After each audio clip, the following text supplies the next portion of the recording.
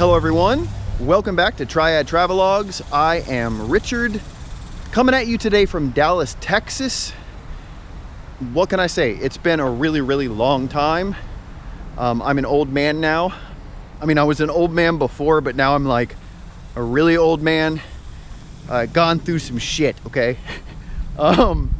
So I wanted to address a couple of things about this channel, about my time in China, and about some of the unfortunate things that I have said in the past on the Triad Travelogues YouTube channel.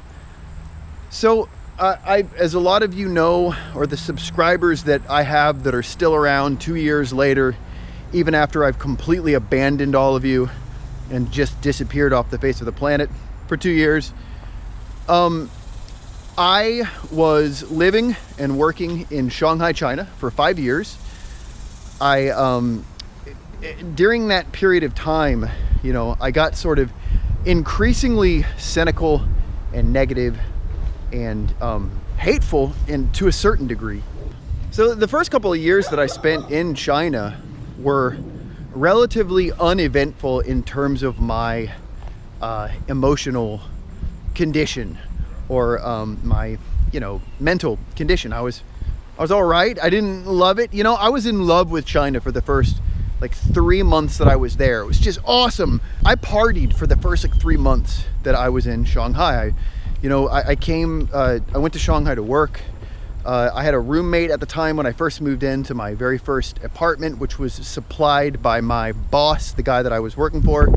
I was teaching English, and you know, the dude that was there was this, you know, freakishly tall Australian dude, and he really liked the word and the word anyway. He was a cool guy, and you know, me and him went out and we partied pretty much like every night for the first 3 months that I was there. And I would get on Facebook and I would tell my friends, the 13 friends that I have on Facebook, I would tell them, dude, this is the greatest place in the world. China is the best country on the planet. And I said this with no irony.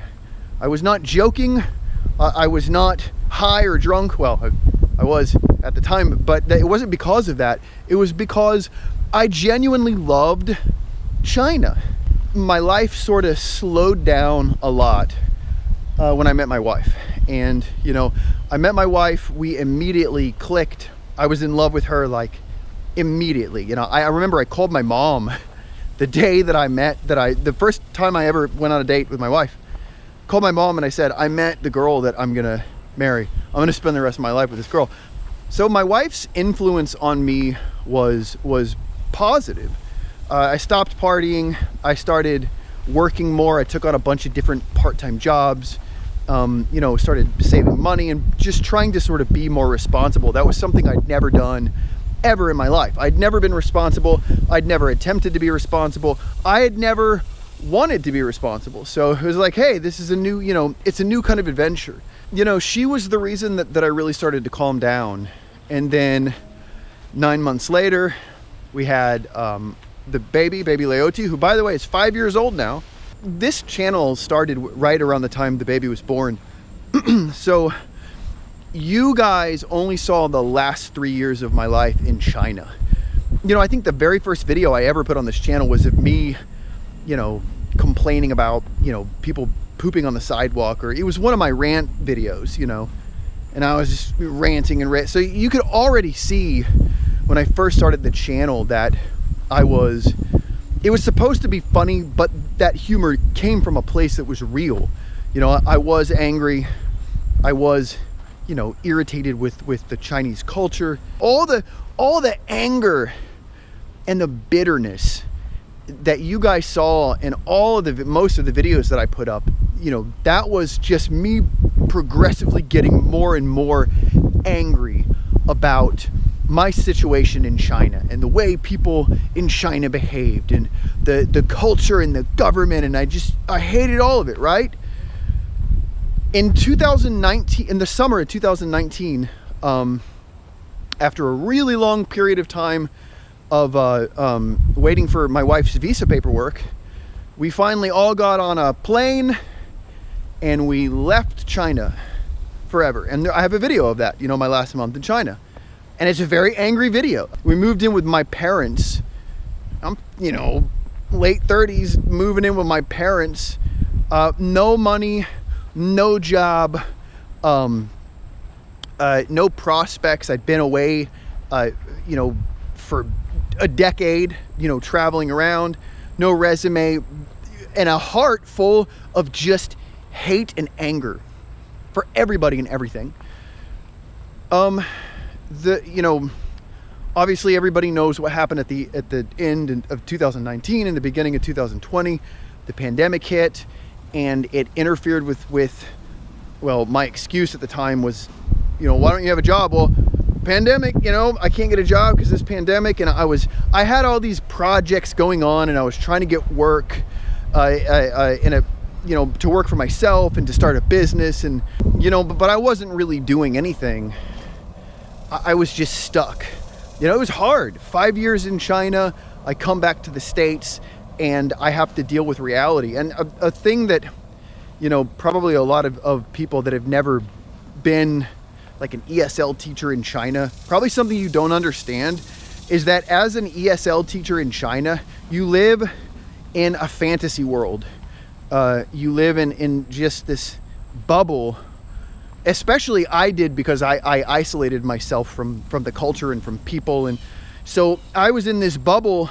You know, I was making too much money. I was making way more than I should have been making. I was a horrible teacher. I prided myself in being a horrible teacher. Like, if you watch the videos of me at the time, you know, when I was teaching, I was proud to be a shitty teacher. I was like, look how horrible of a teacher that I am.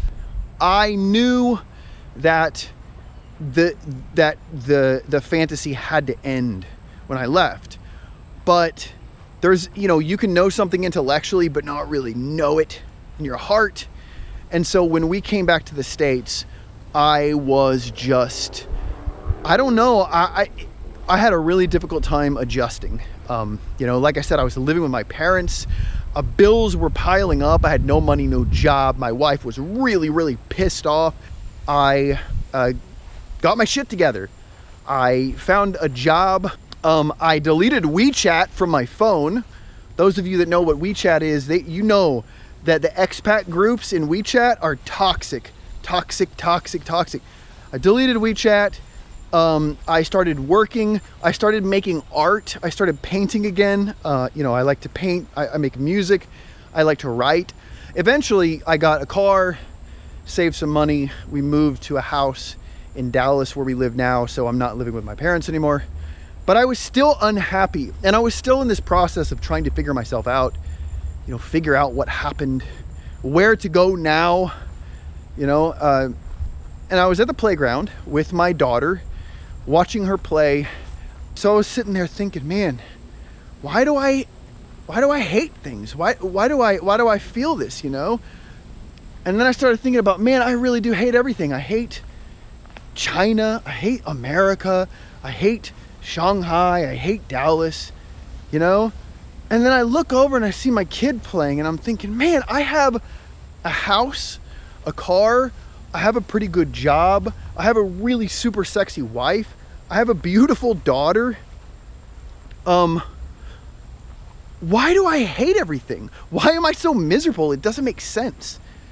And there was this moment, and everything clicked into view.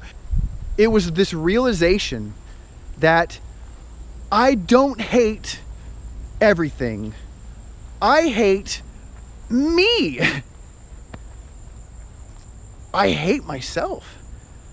And I was projecting that onto other people and other things. I was projecting that onto everything that I interacted with all day, every day. Now, this is not something that should sound profound to most people. Most people are probably thinking, well, yeah, but I can't tell you how profound this realization was to me. This was actually, it was August 9th, 2020, that I had this realization. It was like a week after my birthday. And I don't want to get into what I, you know, because you can't just face that information and just say, okay, now things are different. You have to say, okay, what do I do with this? You know, and so I started to go through the process of changing myself. And I'm obviously still there. This was only about a year ago. I'm still like in the baby stages of self-development, personal development. So it's a process, you know, and maybe that's one of the reasons it took me so long to come to this realization, because I don't want to go through that process. That's a painful process, and it takes a long time, and you have to sort of, you know, everything gets shifted out of place, and you basically have to change everything about your life and the way that you look at the world around you. Anyway, I didn't start this video with the intent of telling you all of these things. It just kind of came out. It was gonna be like a 10-minute video of me just saying, hey guys, sorry about all the horrible things I said. And I'm not sorry. This is not an apology video. I'm not apologizing for, you know, the things that I said about China, or about the way people behaved in China, or the problems I had with the government or whatever. I'm not apologizing for it, because that is legitimately how I felt at the time. I wasn't being dishonest. You know, I hammed it up for comic effect, because, you know, it's kind of funny. And, oh, he's really angry and bitter, and it's sort of like a Carl Pilkington type, you know. But it was real, you know. That was real. I had that in my heart. And I don't want people to watch this channel and think that that's who I am, or even who I was. You know, it's just that that's where I was at that time, and that is how I processed it, and it's how I reacted to it, and it was wrong. You know, right now in the United States, if you watch the news, you have seen, or if you live here, you've probably seen firsthand that there has been a lot of anti-Asian hate crimes, violence toward Asian people or East Asian looking people, because of the COVID situation. You know, the pandemic, you know, coronavirus, and then the anti-Asian sentiment that's happening right now, plus the political situation in the US, it frames the content of my videos in a different light. And a lot of the things that I said in those videos, I would not say now. I mean, none of those things I would say now, but a lot of those things, like, you shouldn't say now. You know, even things that I was joking about, and, you know, I shit on the culture a lot. And a lot of those things, it's like, hey, a lot's changed in the last couple of years, and now this kind of stuff is just not acceptable. I just want to say that I don't hate anybody. I don't, and I've never hated anybody. I don't hate any person individually. I don't have any enemies. I don't hate any cultures. I don't hate any people based on how they look, or the way that they interact with one another, or the things they eat, or whatever. There were a lot of things about China that really, really pissed me off. And maybe if I were still there, I would still be pissed off. But I just want to put this out into the world that I do not hate China.